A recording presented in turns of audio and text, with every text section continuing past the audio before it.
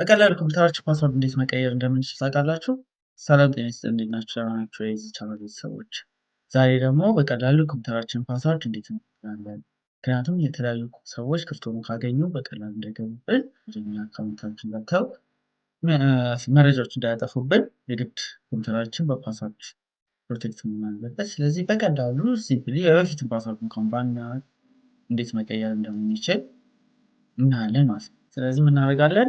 እዚህ ፒሲ ላይ ራይት ክሊክ እናደርጋለን። ራይት ክሊክ ስናደርግ ዊንዶውስ 11 ከሆነ ልክ እንደምታዩት በእንደዚህ መንገድ የሚመጣው፣ ዊንዶውስ 10 ከሆነ ደግሞ በዚህ መንገድ ይመጣል። ምንድነው የምናደርገው? እዚህ ጋር ማኔጅ ላይ እንገባለን።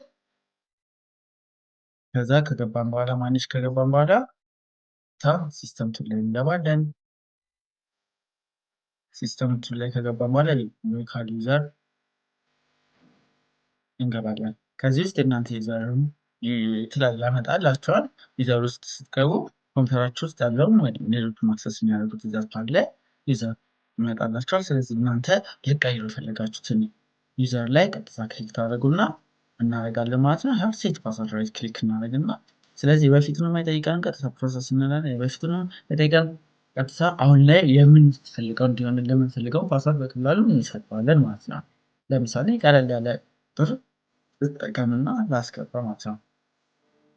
እዚህ ዝም ብዬ 6 ዲጂት ቁጥር ነው የሰጠሁት ማለት ነው። ኦኬ ስለው ያ ፓስወርዱ ሴት ሆኗል። ስለዚህ ጨረስኩ ማለት ነው። በቀላሉ ሌሎች መንገዶች አሉ። እነሱ አሁን ሌላኛው ደግሞ ሌላ ጊዜ አሳያችኋለሁ። እሱኛውን ከሆነ የምንጠቀመው ምን ይሆናል? የድሮ ፓስወርድ ሴት ማወቅ አለብን ማለት ነው። ተቀብለን ከሆነ ኮምፒውተሩን ድንገት ከፍቶ ሰጥቶ ፓስወርዱን እኛ ካላወቀን ግን እኛ የምንጠቀም ከሆነ በዚህ መንገድ በቀላሉ ፓስወርዱን ሴት ማድረግ እንችላለን፣ መቀየር እንችላለን ማለት ነው። ለዛሬ የዛሬ ትምህርት ይህን ይመስላል። ዩዘር እንዴት እንፈጥራለን የሚለውን የሚቀጥለው ሳምንት ደግሞ እናያለን ማለት ነው። እስከዛ ኮሜንት እያደረጋችሁ እንዲሰራላችሁ የምትፈልጉትን ሰብስክራይብ አድርጉ። ሰብስክራይብ እያደረጋችሁ ለጓደኞቻችሁ ሼር እያደረጋችሁ እንደዚህ ጠቃሚ ምክሮች እንዲደርሳችሁ ለጓደኞቻችሁ ሼር አድርጉ። ቀጣይ ሳምንት እንገናኝ። ቻው።